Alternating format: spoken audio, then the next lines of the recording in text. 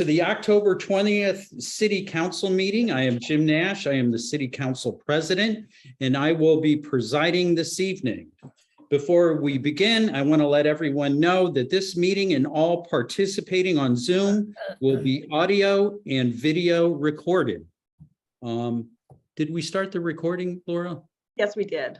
Okay, and if we could start the Transcript. Okay. yes, thank you.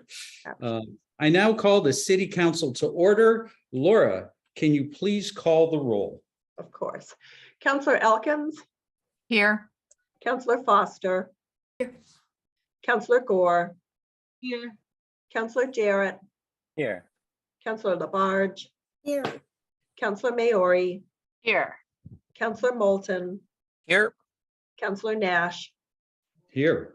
And Councillor Perry. Here. Council President, you have a quorum. Thank you, Laura. Now that we are convened, we will now take public comment. If you wish to make a public comment, please use the raise hand feature located on the bottom menu bar under reactions. If you are calling in by phone, you can raise your hand by hitting *9. If you are having trouble raising your hand, you may use the chat feature to send a message to me or to Councillor Foster. To ensure equal access and because of the open meeting law, technical problems such as not being able to raise your hand are the only thing the chat function is used for, and the chat function will only be available during public comment.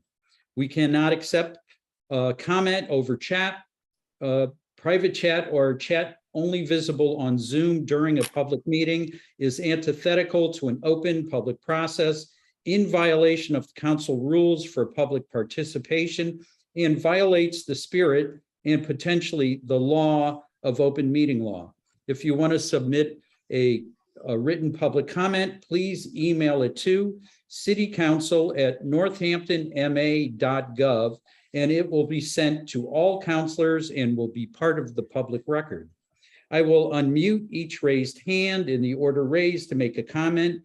Before you begin, please state your name and your city or town for the public record. To ensure everyone has an equal opportunity to speak, the council limits comments to 2 minutes. You are in no way obligated to use the full 2 minutes, but if you do, after 2 minutes, I will ask you to please finish your sentence. If you set your Zoom screen for gallery mode, you will also see the blue sky timer indicating how much time each speaker has. According to the council rules, we do not respond during public comment as it is your time to speak. So while your comment should be directed to us, you will understand when we do not respond. Our rules also state that councilors and members of the public shall conduct themselves with civility and respect at all times. Your protected speech is a constitutional right and one that we ask you to wield with consideration and respect for all, and do so with the recognition that the public space that grants you that freedom is shared equally by everybody. Also, according to open meeting law, if someone is disrupting a meeting, they may be removed. You may speak on any topic. It doesn't need to be on an item on the agenda. I ask that all but the council turn off your video until called upon.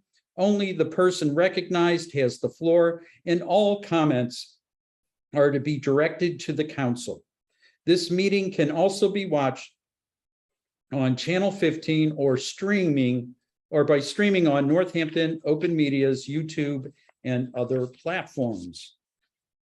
All right, I see some hands and I see Jackie Balance. Jackie, welcome to City Council. You have the floor. Good evening, councilors. Can you hear me clearly? We can hear you. Have your Okay. all yours. Well, earlier today, I sent council members an invitation to sit in tomorrow on a Zoom with Eric Hill. He's the survey director for the Cambridge Historical Commission, and he's going to tell us about neighborhood conservation districts, also called NCDs. Cambridge has been using NCDs successfully for the past 4 decades to maintain the integrity of their neighborhoods that participate in the program. Creation of NCDs has also been called Historic Preservation Light. It is one way a city can preserve neighborhood character using guidelines for reviewing new construction projects, demolitions, and major renovations. By adding one step to the permitting process, the neighborhood commissions review project proposals, and the commissions can include local realtors, architects, historians, as well as the abutters and the abutters of a particular project. No one knows a neighborhood better than the people who live there, and each district develops its own guidelines, design standards, and priorities. The process allows neighbors to have some power over the development that impacts them most. We are able to negotiate with builders and to guide more desirable development. This would have made a huge difference in Bay State Village and in the Montview neighborhood. This Zoom tomorrow is our first meeting with Eric, but he has indicated he would be glad to join us again, perhaps at a committee meeting or a roundtable discussion of some sort. I hope 1 or 2 of you will be free to join us in the Zoom tomorrow. I really, really, really hope so. Thank you. Thank you, Jackie. Okay, next up is Nam. Is it Liz? It's Dave. No. Hi, Dave Newland, Munson, Massachusetts. It's funny you mentioned Liz, because this is actually regarding her. This past Friday was Liz's last day with Northampton Open Media. We all parted on amicable terms, and she's off to pursue other interests of hers. And I just wanted to take a moment to thank her for these past 3 years. She started with us shortly before the pandemic started, and she was an integral part to our transition to these virtual meetings. And she put in a lot of time to make sure that the Northampton community could continue to have access to their local government meetings and the expansion that of that happened over this past couple of years. So I just wanted to, I don't know if she'll ever see this, but put it out there that we're very thankful for the time that she gave to this community and to our organization. And just I wanted to let counselors know. Al Williams and I are the two people at Northampton Open Media right now. If you have anything that you've corresponded with Liz on in the past, you could direct that correspondence to us. And we're hiring. So if you know anybody that's interested in community media or media production or community organizations, you can let them know that they can come to us. We're going to be accepting applications through the end of the month. So that's it. Thank you. Thank you, Dave. Next up is Sarah.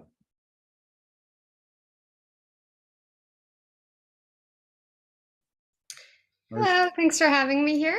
My name is Sarah Katay, and I'm a Northampton resident. I'm here to talk about the ordinance prohibiting the use of wild or exotic animals for entertainment that's going to be proposed later this evening. Excuse me, it started out with, I read a story in the Gazette about a very similar ban that they passed in Amherst about a couple of years ago.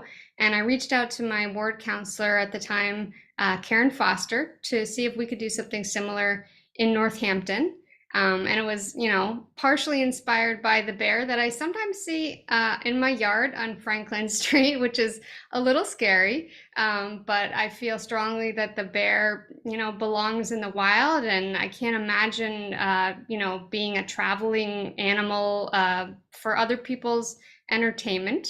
And I know that Northampton is considered like a passionate city and a leader in compassion and humane treatment of both humans and hopefully non-human animals. And this ordinance is just one way we can ensure treatment for humane treatment for wild animals and make sure they're not used for our entertainment. And I think I have another quick minute. I was speaking to my friend about this to see if she wanted to say something, and she wasn't available. But she said, you know what, I had no idea about this, but I specifically don't take my kids to fairs that have wild animal acts. And I thought, okay, this is kind of perfect for that. So she would feel more comfortable coming to events that don't have that type of act. Thanks very much. Thank you, Sarah. Okay, okay, Lori Hagen. You have the floor. Hi, thank you. My name is Laura Hagan. I'm the Director of Captive Wildlife for the Humane Society of the United States, and I was recently HSUS's Massachusetts State Director. I live in Salem. I'm excited to speak tonight in support of proposed ordinance 22192, which was initiated by Sarah and is supported by Council Vice President Foster and Council President Nash. I just wanted to provide some broader context about the ordinance. Massachusetts remains a destination for traveling acts that use dangerous wild animals in performances and on display. The wild animal exhibitors that have traveled in our state have histories of poor animal care and violations of federal law. These violations include failing to provide animals with basic needs such as veterinary care, proper food, and adequate shelter. And these exhibitors have also been cited for failing to handle animals safely, thereby, of course, endangering not only the animals held in captivity, but also the public. Excuse me. Traveling wild animal acts that have visited Massachusetts tour with animals that have attacked the public or their trainers. These are outcomes that result from a life defined by aversive training methods, near constant travel, and the inability of these animals to express even the most basic of their natural behaviors. There is no state law prohibiting these outfits, and this ordinance provides a wonderful opportunity for Northampton to lead by encouraging exhibitors to convert to a more humane business model. 13 other Massachusetts communities, including Pittsfield and Amherst, have passed local laws relating to traveling wild animal acts, and with great result. For example, communities like Plymouth and Mendon and Wilmington all banned active wild animal performances, but they have continued to welcome captivating acts that feature talented humans instead of dangerous wildlife in the intervening years. Just to wrap up, as more Massachusetts localities tell these businesses that they're not welcome, we make Massachusetts a more humane and safe state. So thank you very much for your consideration of this ordinance moving forward. Thank you, Laura. And it looks like Maisie Tuck. You have the floor. My name is Maisie Tuck, and I just wanted to quickly introduce myself. I'm a member of the Youth Commission, and 2 weeks ago I was appointed to be the City Council or the Youth Commission liaison to the City Council, and so I just wanted to introduce myself.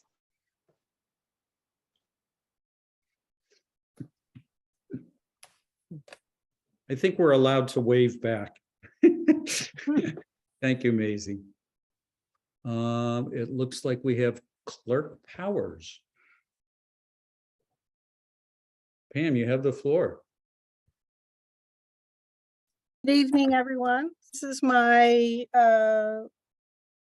well, at every election, I give a public service announcement just to remind folks that the elections are coming up. Early voting is starting this Saturday and it will take place at City Hall. All voters across the city will be able to vote during early voting hours at this one location. The hours are Saturday, October 22nd from 9 a.m. to 3 p.m. and then the following Monday through Friday, 8:30 to 12:30. The following week, Saturday, October 29th, we will be here from 9 a.m. to 5 p.m. That is also the last day to register to vote. The following Monday through Friday, we will be here from 8:30 to 4:30 for anyone that wants to early vote. Election day voting is November 8th from 7 a.m. to 8 p.m. in all 14 polling locations across the city. If you have any questions about your voter status or your polling location, you can call the city clerk's office at 413-587-1224. To date, we've mailed out over 6,600 early vote ballots, and over 700 have already been returned. Even if you've received an early vote ballot by mail, you can still vote early in person, or you can go to the poll on election day. I think that's just about it. And thank you very much. Have a great evening. Thank you, Clerk Powers. Okay. I don't see any more hands here. I'm going to look at our agenda, see what's up next.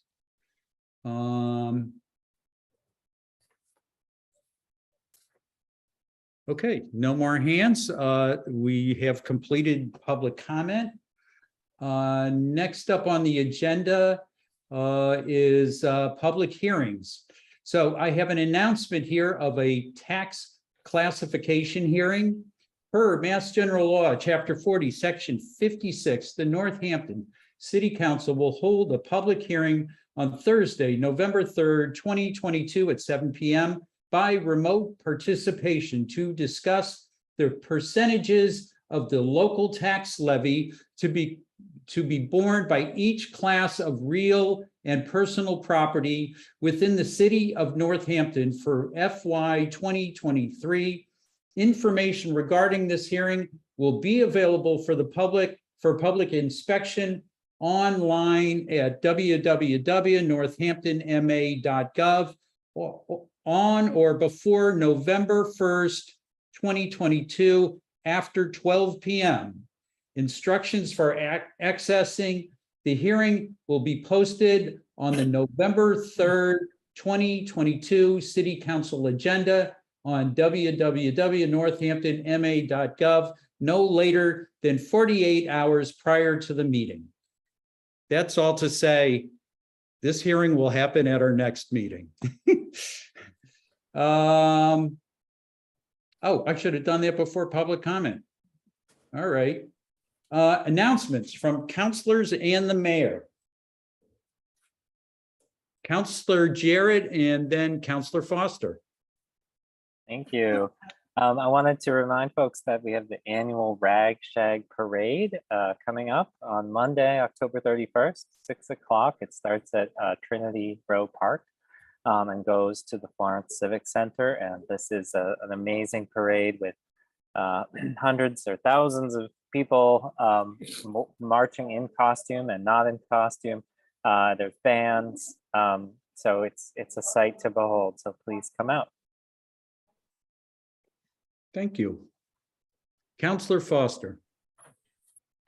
Funny enough, my announcement is about the same evening, but wanted to share that the downtown trick or treat supported by the Downtown Northampton Association is from 3 to 5 on Monday, October 31st, which if you have young children in your life, I'm sure they're already planning their costumes and everything that they're doing. But the downtown trick or treat is also a really fun time to see all the kids out in costume and all the businesses supporting them. Thank you, Councilor. Councilor Moulton. Thank you. Laurel Park is celebrating its 150th anniversary on Saturday, this Saturday, October 22nd, with activities from 10 a.m. to 4 p.m. There's a formal program at 11 in the Tabernacle. That'll be followed by lunch with 19th century foods. There will be music, the Fiddle Orchestra of Western Massachusetts, and a gallery of art by residents of Laurel Park.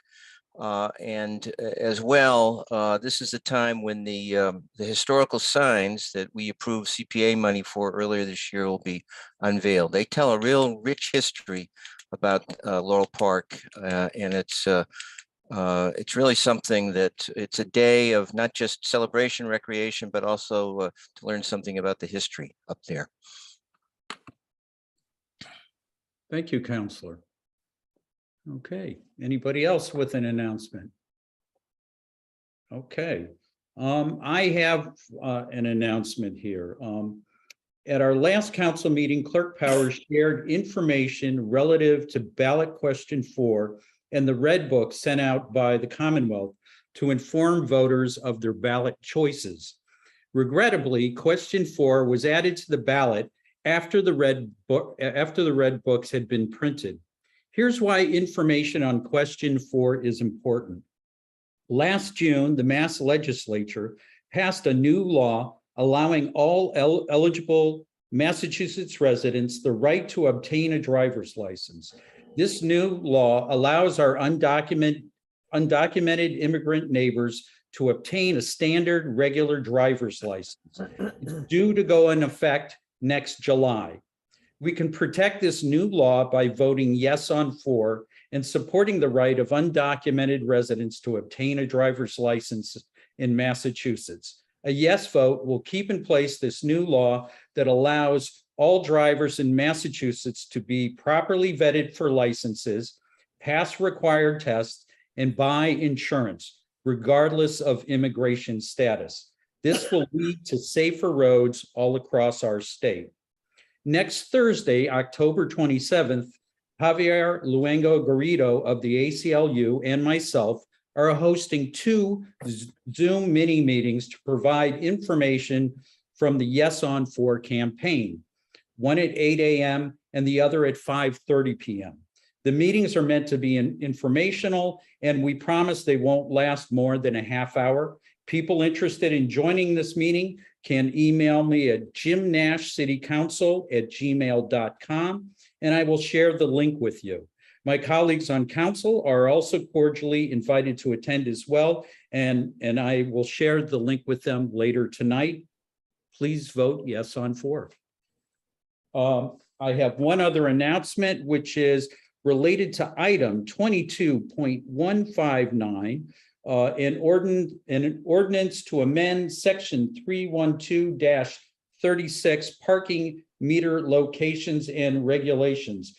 That is an item we were discussing a few weeks ago, had to do with parking fees, and we got stuck on a start date, and the mayor is still working on that particular aspect of the ordinance, and she had asked that it not be placed on this agenda, and she will bring it back to us when that aspect has been clarified.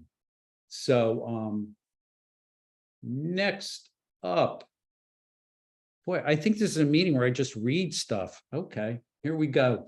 No other announcements? Okay. No presentations.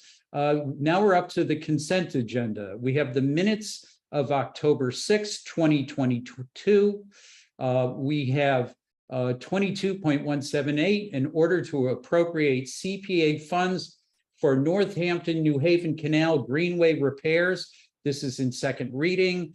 We have 22.179, in order to appropriate CPA funds for Parsons House collection storage. This is in second reading. We have item 22.108, in order to reprogram funds for Leeds School roof repairs, in second reading. We have 22.181, in order to appropriate $750,000 from capital stabilization for radio system upgrade. That is in second reading. And 22.182, in order to reprogram funds for JFK radio antenna replacement, in second reading. We have item 22.183, in order authorizing 30-year radio tower leases, in second reading. We have 22.184, in order to reprogram funds for AOM fire suppression system, in second reading. We have item 22.185, in order to reprogram funds for Leeds playground, in second reading. We have item 22.187, in order to approve a gift of sidewalk replacement adjacent to 1 King Street. That's in second reading. And we have item 22.193, appointments to various committees for referral to city services. And we have Stacy Dakai. We have going to the planning board, or to continue on the planning board. We have Devin Bruce going back to the Parking and Transportation and Parking Commission. And we have Joe Rokowski for the Trust Fund Committee. I think I've gotten everything on the consent agenda. Are there any requests for removals? Do I need a motion first? How about a request for any requests for removals? Hearing none, could I get a motion to approve the consent agenda? Move to approve. Second. Okay, motion made by Counselor Labarge, and I think seconded by Counselor Elkins.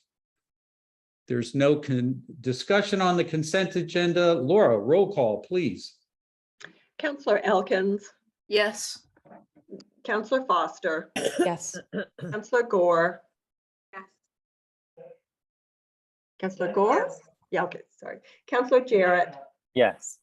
Counselor Labarge, Yes. Counselor Maori, Yes. Counselor Moulton, Yes. Counselor Nash, Yes. and Counselor Perry. Yes. Okay, the consent agenda has been unanimously approved. All right, next up is no financial orders. We're up to orders. This is item 22.186. It's the warrant for the November 8th, 2022 state election. This is in second reading. We reviewed this last time. Could I get a motion, or is there any discussion on this? Hearing none, could I get a motion to approve this? Move to approve. Second. Motion made by Counselor Moulton, seconded by Counselor Foster. Any more discussion? Hearing none. Laura, roll call, please.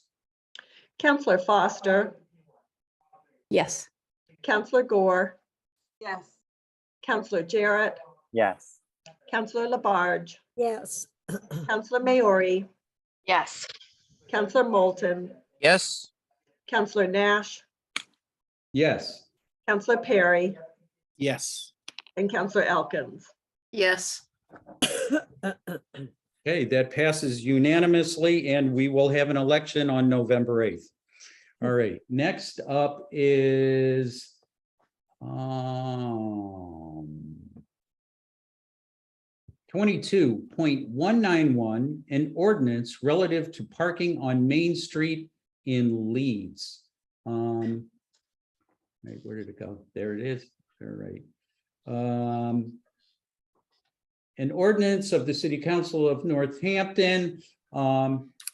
Essentially, this is a, well, actually, Councilor Maori, do you want to have a shot at explaining this? We did make some parking changes up there, and this is the original recommendation that came out of transportation and parking at that time, and that as it worked its way to council, it ended up being different. And Councilor Maori, do you want to speak to why you'd like to see this reintroduced? Thank you, President. Yes. So this was originally crafted by Director LaScalia and was unanimously recommended by the Transportation and Parking Commission. It was amended in legislative matters. And now these amendments are kind of really impacting the renters on Main Street in Leeds. The parking was not restricted at all because of safety concerns, and a safety review by the director. A change of parking restrictions was, put forth, and so the residents used to be able to park on both sides of Main Street, and now they can only park on one street. One side of the street, the river side. And the reason that side was chosen was because you can fit 10 more 10 more parking spaces there. But the downside of that side is that it really has some chronic drainage issues and limbs, you know, from the trees that are falling. And so what's happening on the ground there is that renters, who are really the only ones who don't have driveways on Main Street, are the ones parking on that side, you know, in these kind of ice dams, and they're getting damage to their cars. And so we thought if we could go back to the original seasonal version of this, at least they wouldn't be dealing with that in the winter. They would still be dealing with that somewhat in the summer, or in the times that are allotted in the ordinance. But at least in the winter, when there really isn't the kind of safety concerns that the director originally had, because there's just so much parking because of people utilizing that area in the summer more. Those concerns aren't there in the winter. It's pretty barren down there. So I think it really, to me, seems very reasonable and really supports equity to at least make this restriction seasonal, so that the renters can park on the side of the street right next to their apartments, and at a little higher and a little bit cleaner and better on their cars. So that's why there's some residents who are ready to describe this more in detail, but I told them that if we can, you know, they could speak at the where it was referred to, probably legislative matters, and the full council for our vote. So they're not here, but I've been working with these renters, and they are happy to describe more the burden of this of this not being a seasonal right now ordinance. So yeah. Thank you, And Rachel. I was going to also add that I talked at length with Director LaScalia about this. I told her I was reintroducing this, and you know, council can state its pleasure. She felt like this, because the language is exactly how it was in the original one, and the Transportation and Parking Commission had already recommended unanimously the original one. She didn't feel a big need for it to go back to transportation and parking, but we can talk to the counselors who are involved in that to see what they feel. Thank you. Thank you, Councilor Maori. Yeah, I was going to ask you about that final point there. Thank you for clarifying that.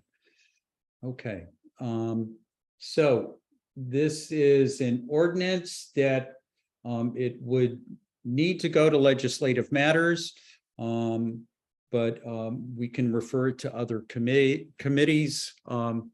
Councilor Foster.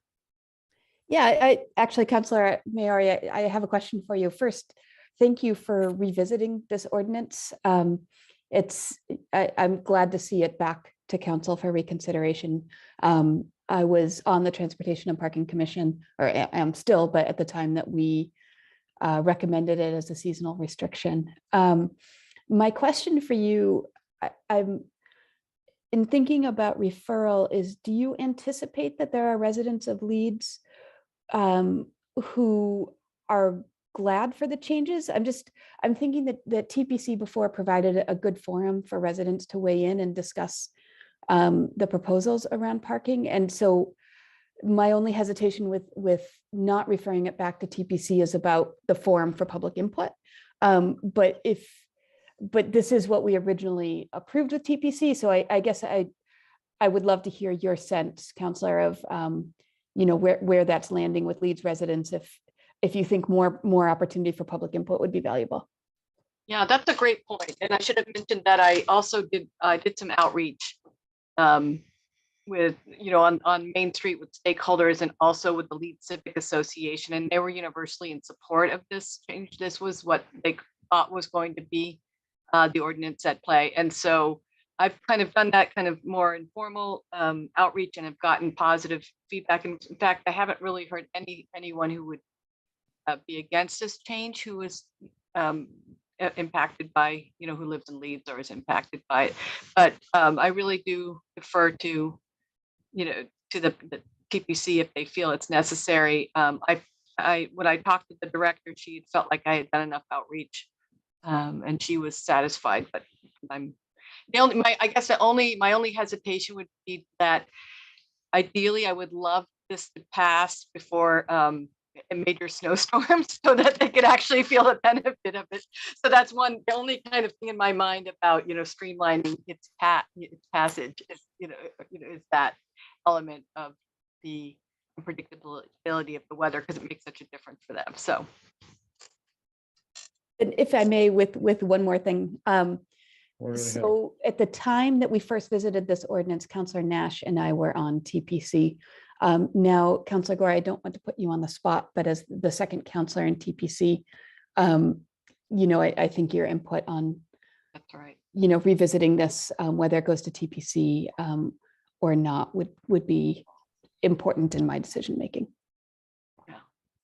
Yeah, I just think that if you did the outreach and you talked to Donna about it, I think that sounds like it could go forward to the other committees before it goes back to us.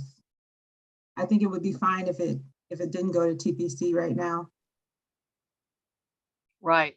Okay. Thank you for that. And I did think, oh yes, we have a new makeup on our commission. So I think it's reasonable for it to go to TPC, but we can also address anything that comes up in our full council as well. So, Okay. if you don't feel like it, then I guess we can. It has to go to legislative matters. We know that much. Councillor Labarge has her hand raised. Yes, thank you. I have to agree with what I just heard from Councillor Miore.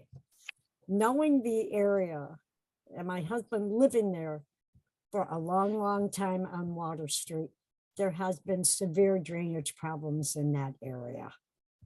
And I feel the councillor has done a good amount of communication with residents. Hearing the input is very, very valuable.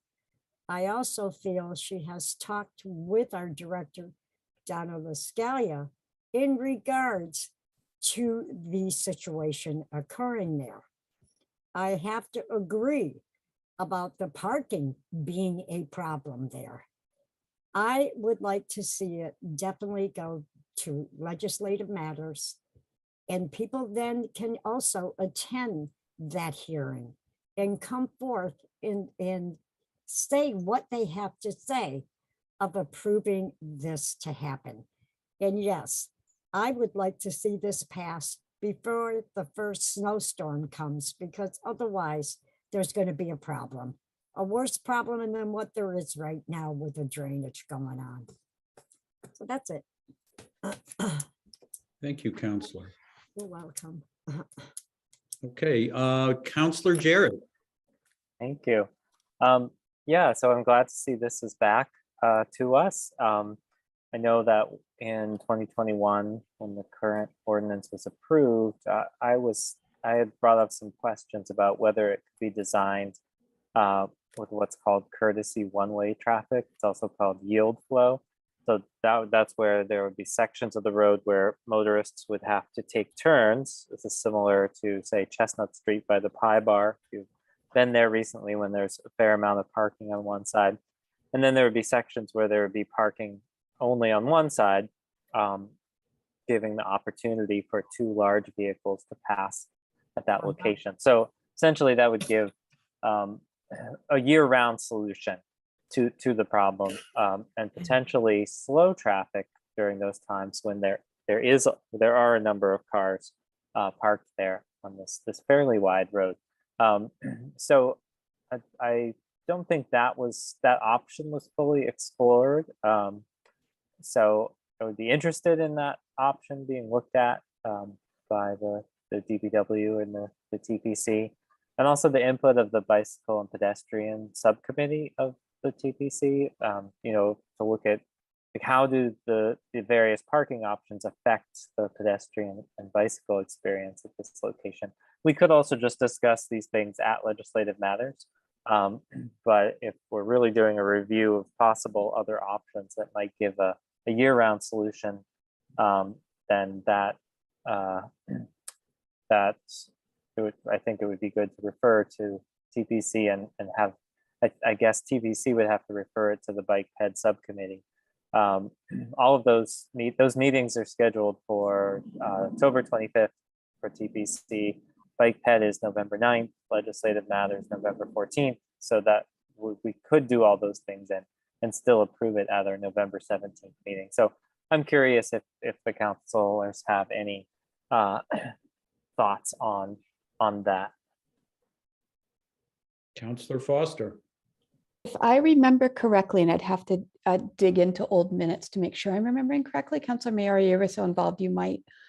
But Councilor Jarrett, I think we did discuss that in TPC, and the Director Lascalia's concern around parking on both sides of the street, which happens in a lot of places for courtesy one-way traffic, was the width of the roadway. I remember seeing some numbers, but I don't want to speak in absolutes. I would need to double check that concern. It might be worth reevaluating because the engineering information she shared was very, very helpful in that discussion.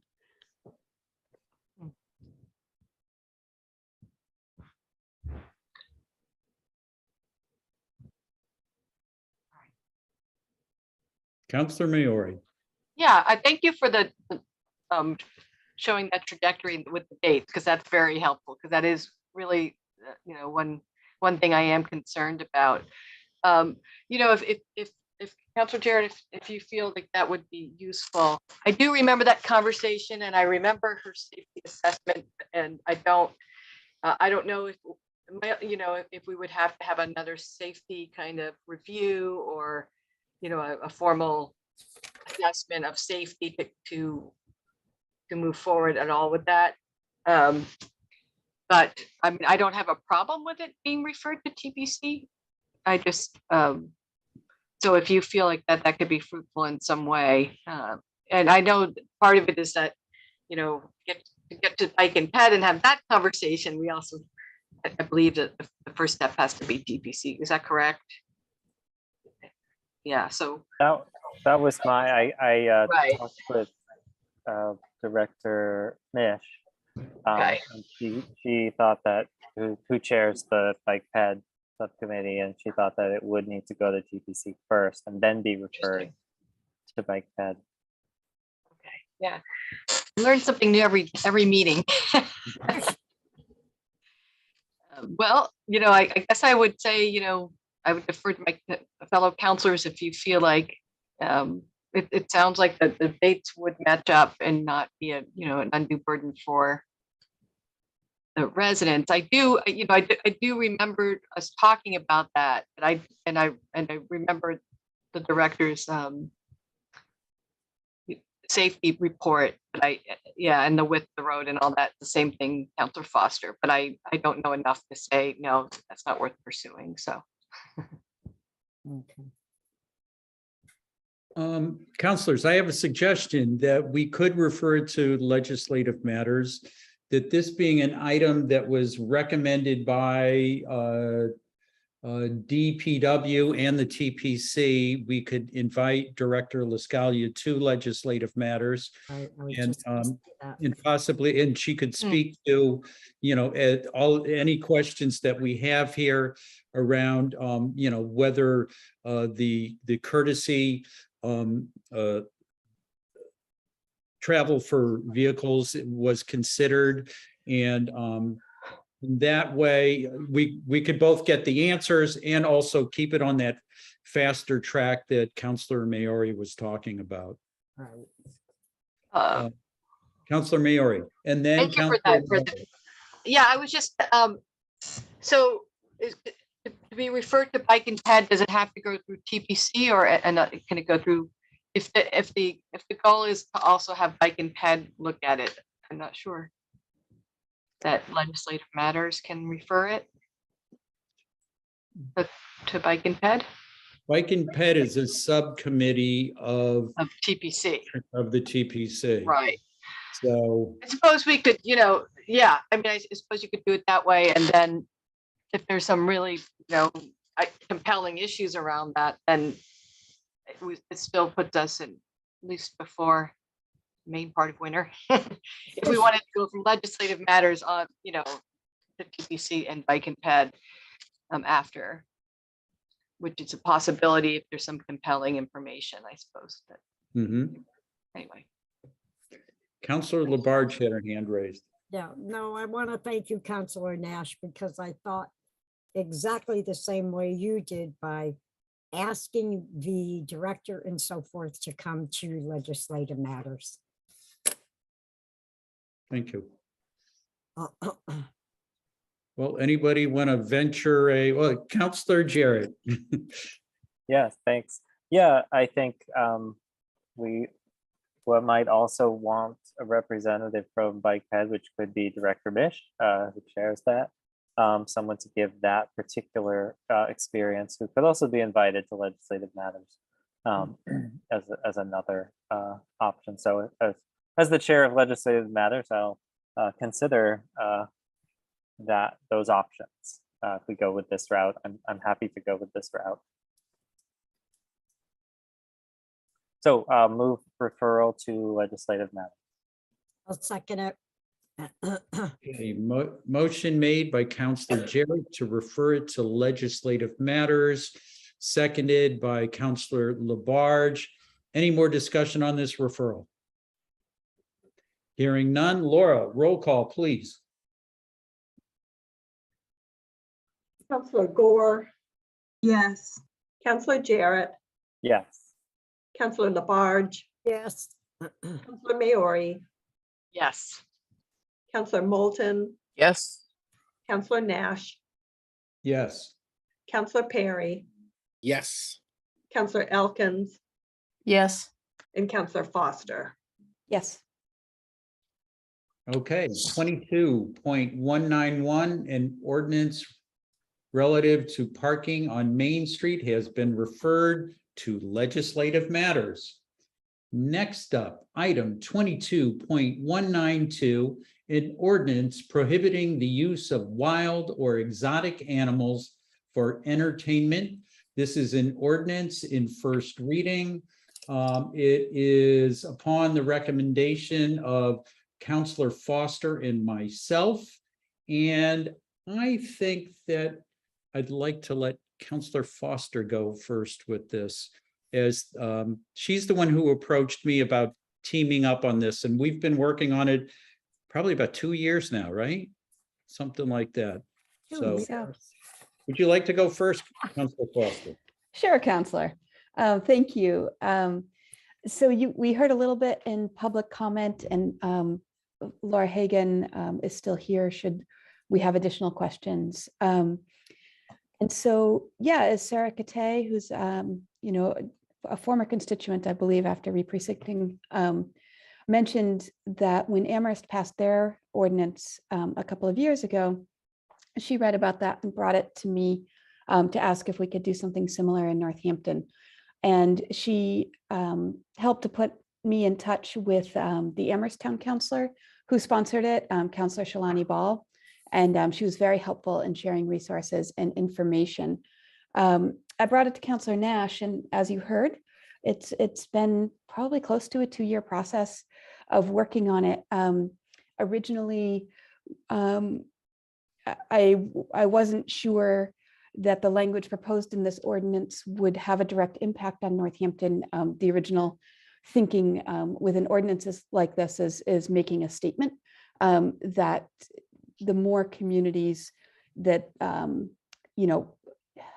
don't allow traveling shows for wild and exotic animals, in their community starts to remove the market share and send a message to acts that are using these. And then as we dug in to look around Northampton to where this may or may not have impact, we realized that there is some direct impact in Northampton. And so that hence the behind the scenes work. Councilor Nash and I met and worked with the fairgrounds, who have in the past had some acts that fall under this ordinance, and really worked with them. And to their credit, they really came to the table and had a number of meetings with us regarding the language here. Just to be very clear, this ordinance does not impact Look Park, as the the animals that are in captivity there are there for wildlife or there for rehabilitation purposes and are not traveling. So I just want to be clear on that. I did reach out to Look Park's previous executive director. There's since a new individual, but you know, been in communication with Look Park about this. You know, I think it's just really clear as we heard in public comment and as we consider it, that the idea of traveling with wild or exotic animals for entertainment leads to cruel and inhumane treatment. There are traveling shows, everything from sharks that are, you know, traveled in, you know, like aquariums on trailers. And I can only imagine, I know how hard it is for my family to ride for long periods of time on the highway, you know, to be out of your environment like that with the road vibrations and the noise and the small tank, or bears or lions. You know, there's Kangaroo Act, you know, for animals to be out of their natural environment, traveling confined and on display for entertainment purposes is inhumane. And, you know, the purpose of this is for Northampton to be able to make a statement and also to ensure that we're a community where those acts are not coming for entertainment purposes. Councillor Nash, did I miss anything? I probably did, I'm sure. You did a great job. Thank you. As usual. Yeah, I want to thank Councillor Foster for reaching out to me to work on this. We've been doing a lot of outreach over the past few years, and in particularly with the fairgrounds. That I want to thank the board of the fairgrounds for working with us on. They've had multiple looks at drafts of this ordinance, and we wanted to make sure that they were comfortable with what we are presenting. And so we both really appreciate that they've been working with us on this. This ordinance, it's a statement about where we are as a community around entertainment that includes wild animals. Wild animals are not like domesticated animals such as dogs and horses. Their compliance in the entertainment that we're describing is not given willingly or humanely. It's time to draw a line around this type of entertainment through city ordinance. And I think this is kind of a no-brainer in terms of who we are as a community. And as was stated earlier, that, you know, this is not a ban of circuses. Circus Mercus, Cirque du Soleil, they're all welcome to come here. That this is not a, you know, acrobats, dogs shows, dogs that want to jump through things and be happy and get little kibble, you know, all of that's fine. Granny's racing pigs are fine, and that it's really about the creatures that need to be coerced and stressed into performing certain things that are not natural to them. So I'm asking for we are asking for councilors' support tonight, and thank you for your time considering this. Councilors, the floor is open.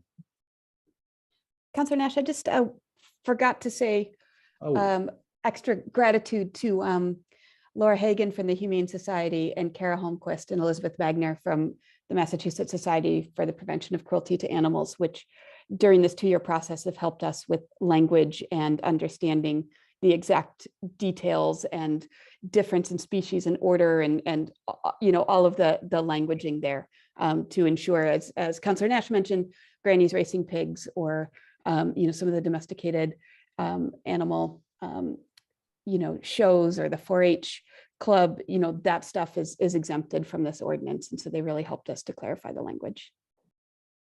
Thank you for pointing that out. And also that Laura is here as well, if people have questions. So. Counselors. Counselor Maori. Well, you know, I really love this council because you open an agenda and you see something like this and you're like, yes, who's working on this?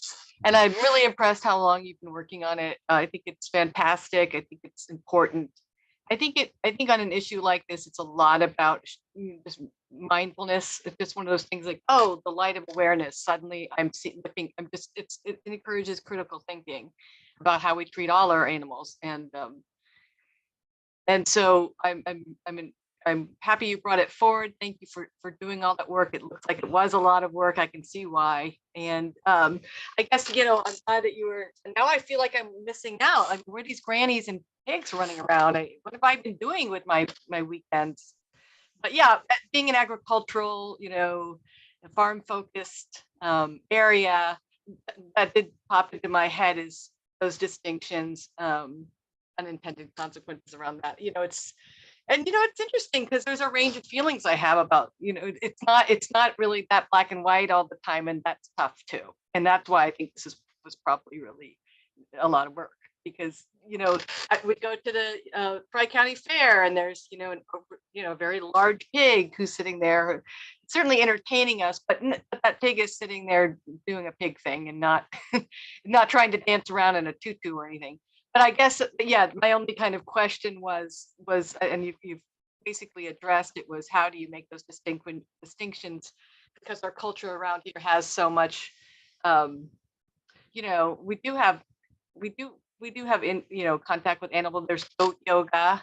My kids are still upset that baby goat yoga was canceled during the pandemic and we never got to try it. But, you know, and it's good that it's good that I'm even thinking about that. Like, is that a good thing or whatever? But I wonder how to handle that complexity. And I have to, you know, I guess you're saying the language, you feel like you vetted it to the point that won't be an unnecessary burden for any of those small businesses that treat their animals well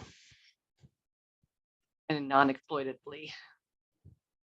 That's kind of a question, I guess. What is the act you're referring to? The one. You were saying there was a particular act that you had a question about. Well, no, just about, you know, I guess what I'm saying is that because we do live in an agricultural community and there is a lot of kind of what could be considered entertainment interaction and with animals, that, yeah, I guess I had a question about, is that clear in your mind? You've clearly done a lot of work on the language, but how, you know, not impacting those, not impacting businesses I'm that getting you don't want to, that you didn't intend to impact, is what I'm getting at. Do you feel confident that your language is such that it will not impact areas that you weren't trying to, like, yeah, like what you were saying, the pig display or whatever, you know. Yeah, so that's where the work with the fairgrounds was integral to the process. Was that we really wanted to make sure that, you know, we have the country's oldest agricultural fair, and that we didn't want to do anything that would interfere with, you know, it achieving that goal every year, and that we wanted to make sure that 4-H and you know, all of those, that we weren't discouraging agriculture, and that but we were discouraging this particular type of entertainment that can occur at fairs, and that that the fairgrounds is that they appreciate that we're reaching out to them to make sure that we were keeping that that clear around the agricultural aspect. So yes, that's free and clear. Right, and just to follow up, right, because I'm thinking of like the birds of prey, you know, traveling, and those are rehabilitated animals that Mr. Riccardi has, that they're not, they're being rehabilitated. They cannot live in the wild, and it's for educational purposes. So I just want the public and myself to just be clear that those would be fine to continue. Counselor Foster. Yeah, and just to respond, I think that under definitions for B and then item 3, the definitions get incredibly specific, and that's where Laura Hagan really helped us with language in response to a concern from the fairgrounds that they wanted to be sure that our original language, like down to letters H and I, included the species, and whereas hippopotamuses, giraffes, and camels, and then there was a line like, and I'm sorry, I'm not sure whether it's H or I that they belong in, but except horses, like there were exceptions. I see. And Yes. so what we did is we took out the exceptions and just, so instead of saying like except horses or except these goats, we just took Right. those out altogether, so that the definitions of what's exactly banned is really clear when it gets into those where it's getting very close to horses and goats and oxen, so that it's very specifically down to like zebras, rhinos, tapirs, hippopotamuses, giraffes, and camels.